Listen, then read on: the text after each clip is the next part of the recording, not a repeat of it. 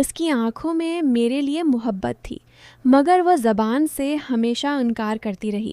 میرا نام عمران ہے اور یہ کہانی اس دور کی ہے جب میں ایک چھوٹے سے قصبے میں رہتا تھا جہاں زندگی کا رفتار شہروں کی طرح تیز نہیں تھی۔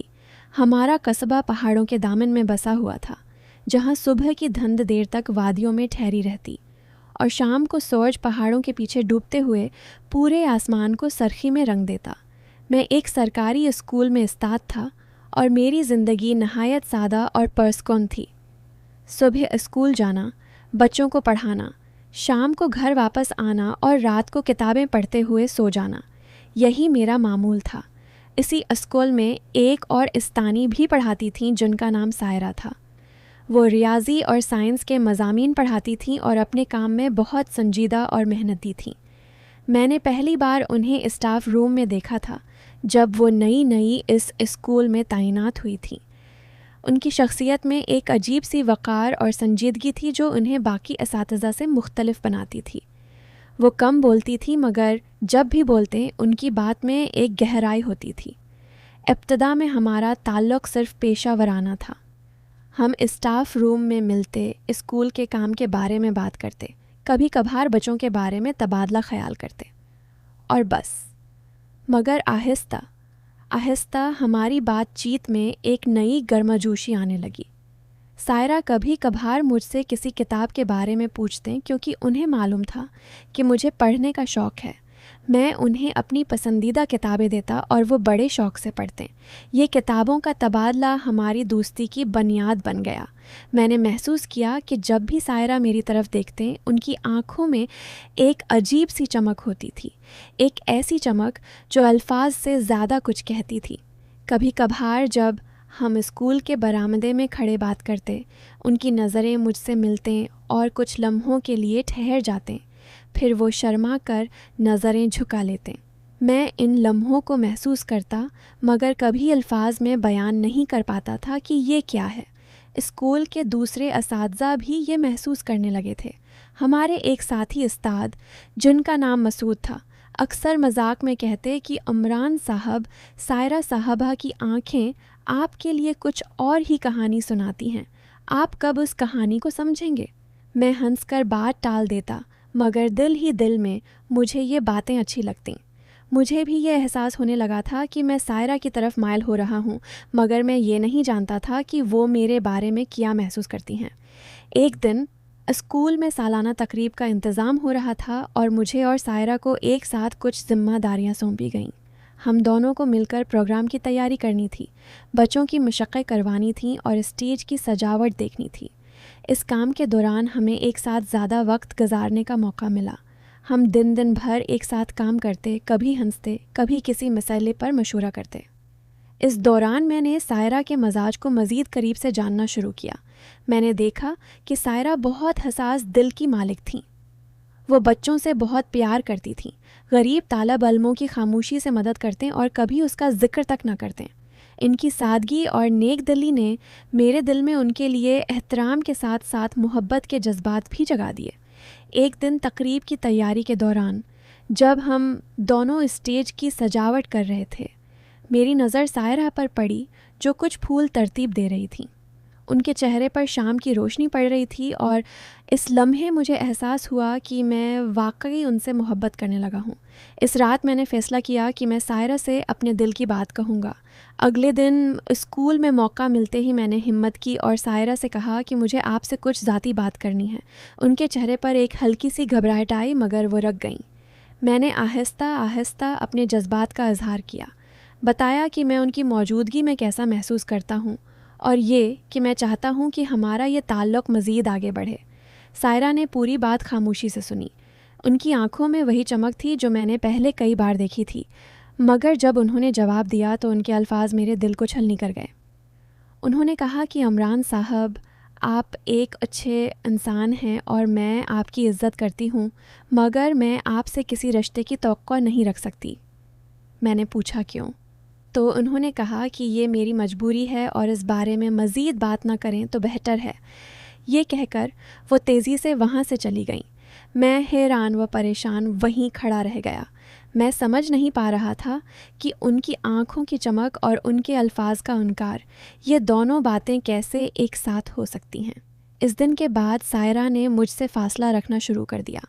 وہ اسٹاف روم میں کم آنے لگیں، ضروری بات کے علاوہ مجھ سے گفتگو نہ کرتے، اور جب بھی میری نظر ان سے ملتی وہ فوراً نظریں چرا لیتے۔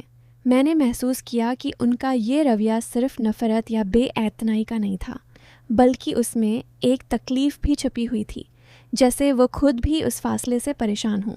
میں نے مسعود سے اس بارے میں بات کی۔ مسعود نے کہا کہ شاید سائرہ کے گھر میں کوئی مسئلہ ہے، کوئی وجہ ہے جو وہ تم سے چھپا رہی ہیں۔ اس نے مشورہ دیا کہ صبر سے کام لو اور جلد بازی نہ کرو۔ میں نے یہی کیا۔ میں نے سائرہ پر دباؤ ڈالنا چھوڑ دیا اور معمول کے مطابق اپنے کام میں مصروف ہو گیا، مگر میرا دل ہر وقت اسی الجھن میں رہتا۔ کچھ ہفتوں بعد ایک دن اسکول میں ایک بزرگ خاتون آئیں جو سائرہ کی رشتہ دار نکلیں۔ وہ اسکول کے دفتر میں کسی کام سے آئی تھیں اور اتفاق سے میری ان سے ملاقات ہو گئی۔ باتوں باتوں میں انہوں نے سائرہ کا ذکر کیا اور بتایا کہ سائرہ کا بچپن بہت مشکل حالات میں گزرا ہے۔ ان کے والد کا انتقال چھوٹی عمر میں ہو گیا تھا اور ان کی والدہ نے بڑی مشکلوں سے انہیں اور ان کے چھوٹے بھائی کو پالا تھا۔ سائرہ کی والدہ کو اپنی بیٹی کی شادی کی بہت فکر تھی اور انہوں نے سائرہ سے وعدہ لیا تھا کہ وہ اپنے چھوٹے بھائی کی تعلیم مکمل ہونے اور اس کے پاؤں پر کھڑے ہونے تک شادی نہیں کرے گی، کیونکہ گھر کا سارا خرچہ سائرہ کی تنخواہ سے ہی چلتا تھا۔ یہ سن کر مجھے سائرہ کے رویے کی کچھ سمجھ آنے لگی۔ شاید وہ اسی وجہ سے مجھ سے دور رہنے کی کوشش کر رہی تھیں، کیونکہ وہ جانتی تھیں کہ ابھی وہ کسی رشتے کا بوجھ نہیں اٹھا سکتے۔ مگر پھر بھی میرے دل میں یہ سوال باقی رہا کہ اگر یہی وجہ تھی تو انہوں نے مجھے صاف صاف کیوں نہ بتایا۔ شاید انہیں لگتا تھا کہ اگر وہ اپنی مجبوری بتائیں گی تو میں انتظار کرنے کی بات کروں گا، اور وہ نہیں چاہتی تھیں کہ میں ان کی وجہ سے اپنی زندگی کے قیمتی سال انتظار میں گزار دوں۔ میں نے فیصلہ کیا کہ میں سائرہ پر مزید دباؤ نہیں ڈالوں گا، مگر میں اپنی محبت بھی ختم نہیں کر سکتا تھا۔ میں نے خاموشی سے ان کا ساتھ دینا شروع کیا، بغیر کسی توقع کے۔ جب بھی اسکول میں کوئی مشکل کام ہوتا، میں بغیر کہے ان کی مدد کرتا۔ جب ان کے بھائی کی تعلیم کے لیے کچھ اضافی کتابوں کی ضرورت ہوتی، میں خاموشی سے وہ کتابیں ان تک پہنچا دیتا، اس بات کا ذکر کیے بغیر کہ یہ میری طرف سے ہیں۔ میں چاہتا تھا کہ سائرہ کو یہ احساس ہو کہ کوئی ہے جو ان کا ساتھ دینے کے لیے تیار ہے، بغیر کسی صلے کی خواہش کے۔ وقت گزرتا رہا اور آہستہ آہستہ سائرہ کا رویہ نرم ہونے لگا۔ وہ دوبارہ مجھ سے بات کرنے لگیں، اگرچہ اب بھی ان کی باتوں میں ایک احتیاط ہوتی تھی۔ ہماری دوستی دوبارہ مضبوط ہونے لگی، مگر اس بار میں نے کبھی محبت کا ذکر نہیں کیا۔ میں جانتا تھا کہ اگر میں نے دوبارہ جلدی کی تو شاید وہ دوبارہ مجھ سے دور ہو جائیں، اس لیے میں نے صبر کا دامن تھام لیا۔ 2 سال اسی طرح گزر گئے۔ اس دوران سائرہ کے بھائی نے اپنی تعلیم مکمل کی اور اسے ایک اچھی ملازمت مل گئی۔ اسکول کی تقریبات میں، محلے کی سرگرمیوں میں، ہر جگہ ہم ایک دوسرے کا ساتھ دیتے رہے۔ سائرہ کی آنکھوں میں اب بھی وہی محبت جھلکتی تھی جو میں نے شروع میں دیکھی تھی، بلکہ اب وہ اور بھی گہری ہو گئی تھی۔ کبھی کبھار جب ہم اکیلے میں بات کرتے، ان کی نظریں مجھ پر ٹھہر جاتے اور ایک خاموش سا اعتراف ان کی آنکھوں سے جھلکتا، مگر ان کی زبان اب بھی خاموش رہتی۔ ایک دن جب سائرہ کے بھائی کی ملازمت مستحکم ہو چکی تھی اور گھر کے حالات بہتر ہو گئے تھے، میں نے ایک بار پھر ہمت کی۔ اس بار میں نے کوئی جلدی نہیں کی، بلکہ آہستگی سے سائرہ سے بات کی۔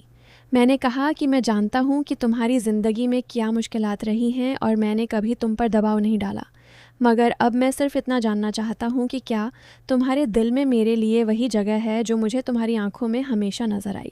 سائرہ کچھ دیر خاموش رہیں، ان کی آنکھوں میں آنسو آ گئے۔ انہوں نے آہستہ سے کہا کہ عمران صاحب، میں نے کبھی آپ سے انکار اس لیے نہیں کیا کہ میرے دل میں آپ کے لیے کچھ نہیں تھا، بلکہ اس لیے کیا کہ میں اپنی ماں سے کیا وعدہ نہیں توڑنا چاہتی تھی۔ میں ہر روز اپنے دل کو سمجھاتی رہی کہ اپنے جذبات کو ظاہر نہ کروں، مگر میری آنکھیں کبھی جھوٹ نہیں بول سکیں۔